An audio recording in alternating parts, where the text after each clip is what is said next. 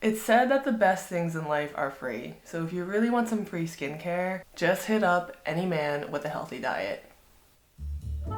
Okay, so I wanted to show everybody a Chinese dessert that's really easy to make. There's barely any cooking and it's really great for your health, especially for your skin. So I just wanted to go over the ingredients really quick. Starting off with this snow fungus. So this has a lot of benefits. There's plant collagen in this, which is going to help your skin. It's also great for anti-inflammatory issues, and it also has moisturization and anti-aging properties. Up next is some peach gum. This is actually a type of resin that grows on wild Chinese peach trees. It's really good for boosting collagen production, and it also is very high in antioxidants. Speaking of something else that's high in antioxidants, we also are going to need some goji berries. For sweetness, we are going to use these red dates. I have ones that are pitted and sliced up, but you can also use just the whole ones too if that's all you have. Finally, just a pear for extra sweetness and flavor. Preparation for this dessert is very easy, and the only thing you really have to do ahead of time is soak the peach gum and the snow fungus. Out of the box, peach gum is very hard. It's basically like a rock. So if you can see, it looks like a little crystal or gem almost, and it's really, really hard. If I squeeze it, there's literally no give at all.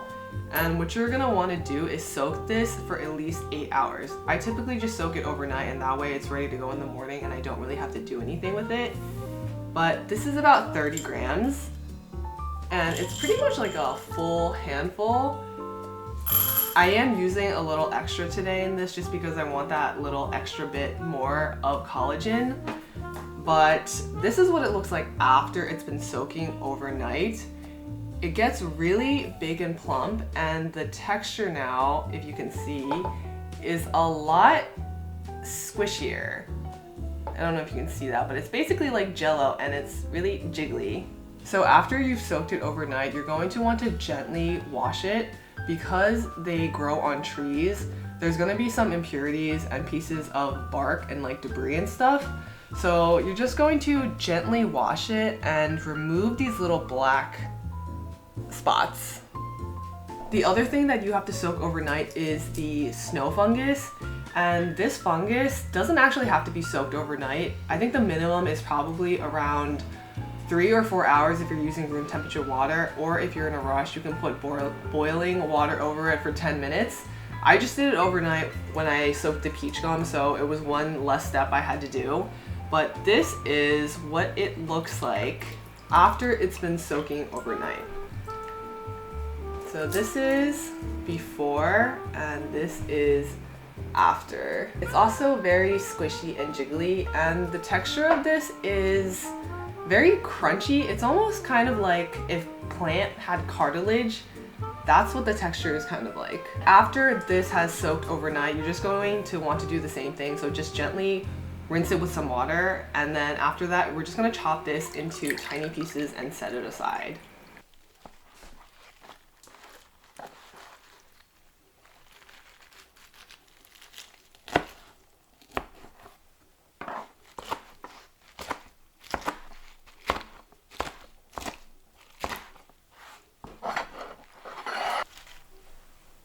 The last thing that you need to soak are these goji berries, and I just do this the day of. I just give them a quick rinse, soak them for 10 minutes, and then drain them.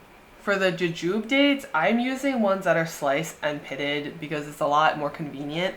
But if you only have these whole ones, that's perfectly fine too. You're just gonna toss them in, but just be careful because a lot of times the pit is still inside, so when you're eating, just be mindful that they might be there. And finally, the last thing that we're gonna have to do is skin and peel this Korean pear. If you're Asian, you should definitely know how to peel fruit. That way, when you get older and you have your own kids, instead of apologizing, you can just give them a nice plate of peeled and chopped fruit. Emotional damage! I'm just kidding, but I'm sure all the first-gen immigrant kids know exactly what I'm talking about. Although my parents actually never gave me fruit when they wanted to say sorry. They just gave it to me like whenever, so I don't really have that association, but I'm sure a lot of first-gen Asian kids received peeled fruits as an apology from their parents. If you're a first-gen kid, do better. When you become a parent, make sure to apologize if it's actually your fault. Ta-da! Okay, now we just have to chop this into small pieces. I'm not doing anything crazy here. I'm just going to slice them. It would be a crime not to snack on a piece while you're cutting. By the way, pear is not the only type of fruit you can use in this dessert. I've also seen it made with papaya and apples, and in terms of other ingredients, you can also add lotus seeds, apricot kernels, and I think lily bulbs. So those are also really popular additions. So the next thing that we're gonna do is we're gonna put some of the ingredients, not all of them, into a pressure cooker, and we're gonna slow cook it for an hour and 20 minutes. Goji berries have a tendency to kind of become sour if you cook them for too long. So in the last 20 minutes of cooking, we are going to add these in. As for the peach gum, this has a very delicate texture. So if you're cooking it over high heat or for a very long duration of time, it's basically going to melt into the soup. And if you like the texture of peach gum and you want to keep it intact, it's best to add it towards the end. But if you don't like the texture, even if it melts into the soup, the nutritional value is still there. So if you don't care whether it melts or not, then you can just put it in at the very start.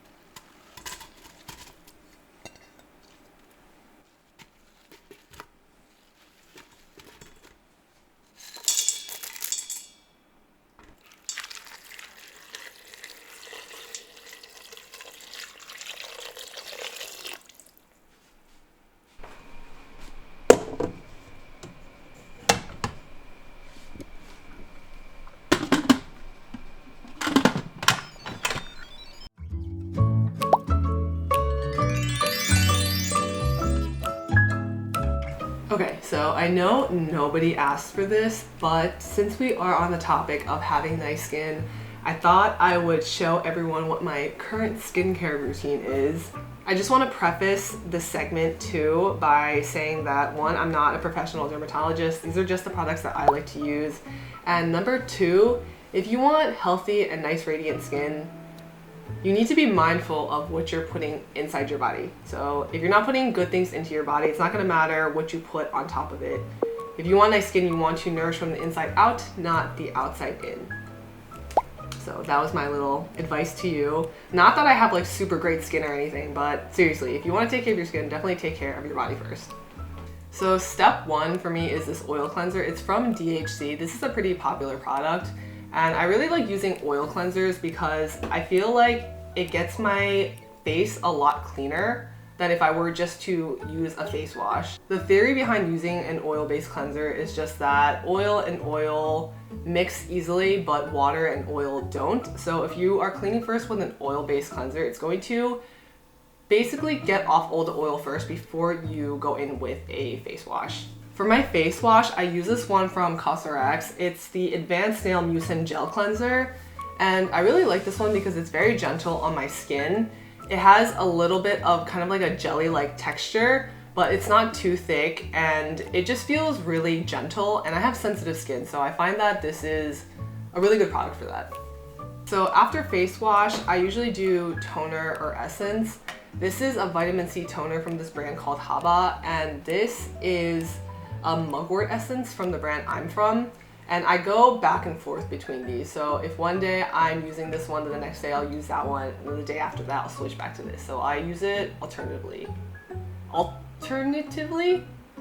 alternate between the two. Vitamin C can sometimes be irritating to your skin, but I have really sensitive skin and this never gave me any problems. If you're somebody who has really bad acne scars, I would definitely recommend this product, and you should definitely use it for a prolonged period of time. I used this for several months before I saw any changes, but if you look at my forehead now, everything is clear. You wouldn't even be able to tell that I had acne scars before that. So yeah, vitamin C is good for your skin in general, but if you do have acne scars, definitely give this a try. To be honest, I really wanted to gatekeep this because it's just such a great product. But seriously, if anyone has really bad acne scars, you can try this product and just let me know how it goes. I'm sure it'll be very beneficial though. But if you guys make this sell out, I'm gonna be really mad. I'm gonna come for you, so don't buy it unless you really need it, okay? The other essence I use is this mugwort essence. And I heard that this is really good for sensitive skin and also reducing redness.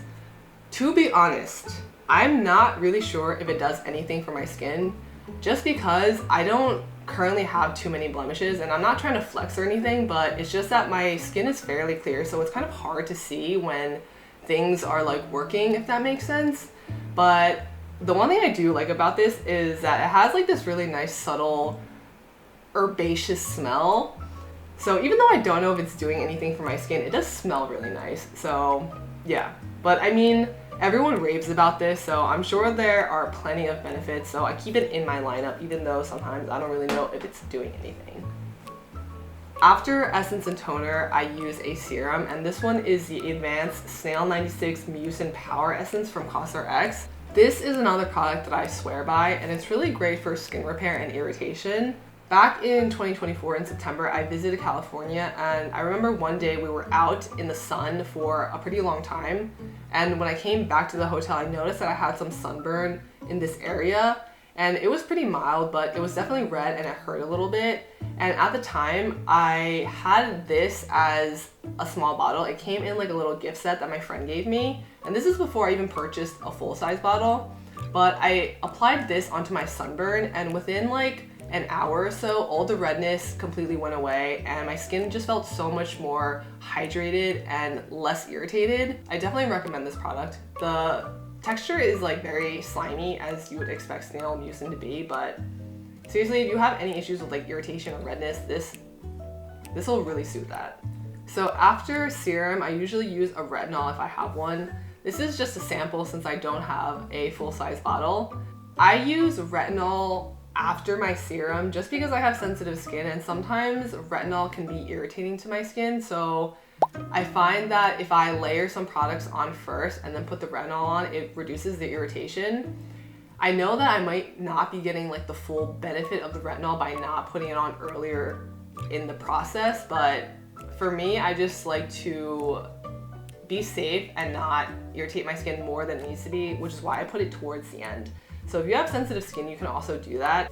Okay, now we're moving on to moisturizer. So this is from La Roche-Posay, and it's their Triple Repair Moisturizing Cream.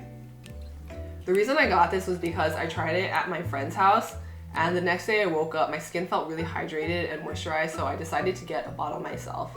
This bottle is pretty big, and it only costs like $20, so I definitely think it's worth it. The reason why I like this product is because it does a really good job of keeping my skin hydrated and moisturized, especially through the night.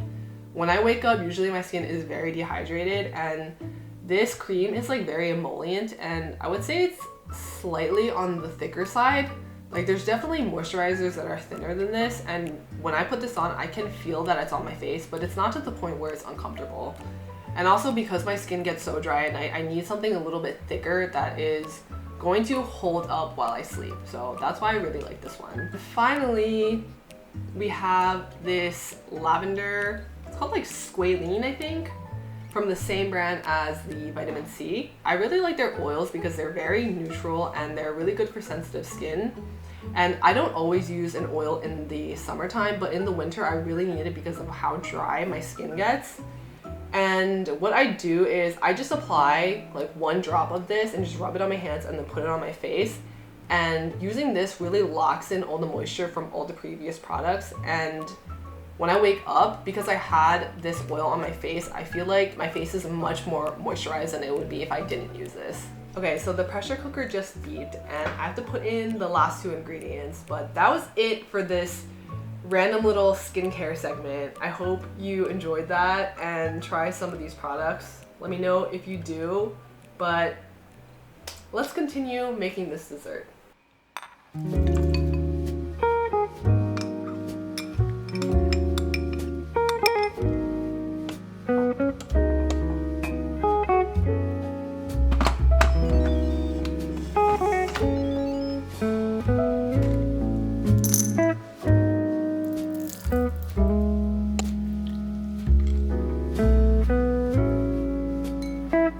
Okay, so we are finally done, and you can serve this hot or cold. Since it is the middle of winter, I'm going to enjoy it warm today, but my preference is actually to have it cold, and this is very refreshing, especially in the summertime.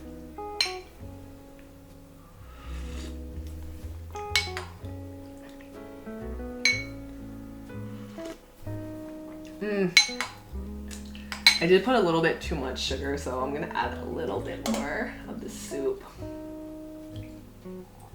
This is what the peach gum and the snow fungus look like after it has been cooking for an hour and a half.